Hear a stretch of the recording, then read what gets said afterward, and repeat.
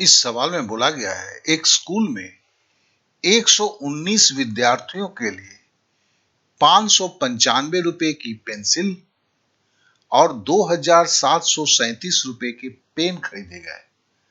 प्रत्येक विद्यार्थी के लिए खरीदे गए पेन का मूल्य कितना था?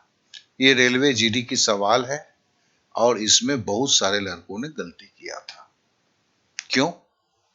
जल्दीबाजी में उन्होंने 595 रुपए का पेंसिल और 2,737 रुपए का पेन जोड़ दिया था, जबकि सवाल में उसने पूछे पेंसिल के बारे में तो ऐसा ही बोला हुआ है। उसने पूछा है कि 2,737 रुपए का पेन 119 विद्यार्थियों के लिए खरीदे गए थे, तो प्रत्येक विद्यार्थी के लिए पेन का मूल्य पूछा हुआ है, प्रति पेन का मूल्य। तो हमें पेंसिल का मूल्य लेना नहीं था।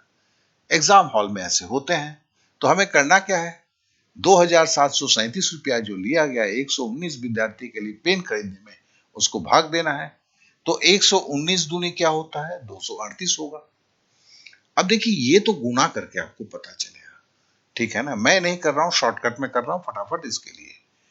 तो 238 हो गया। 73 से जब 38 घटाएंगे तो 15 बचेगा। अब 15 119 से छोटा है, तो नेचुरली 7 को उतारना पड़ेगा।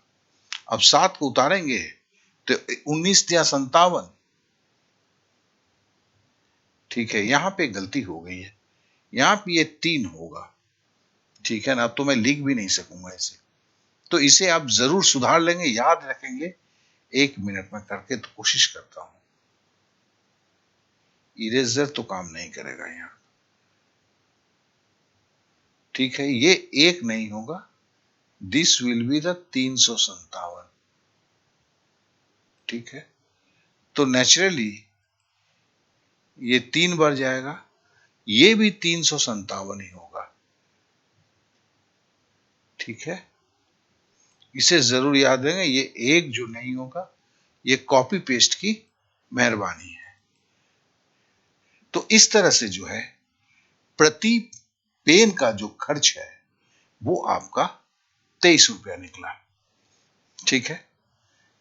तो इस सवाल को करेंगे, और ये सवाल निश्चित है कि मैं चेंज कर दूंगा, क्या है कि इसमें करेक्शन हुए हैं, तो भाग तो देना ही पड़ेगा। तो इस तरह से क्या होता है, आप भाग देना भी सीख रहे हैं, पहले भी आपने प्रैक्टिस किया है, प्रैक्टिस और भी गहरी हो जाती है। साथ ही साथ कंसेप्ट के साथ चीजें जुड़ता है। भाग देना एक प्रक्रिया है, और क्यों इसका, कैसे इसका इस्तेमाल होता है, इन बातों को आपके दिमाग में संपूर्ण रूप से आए।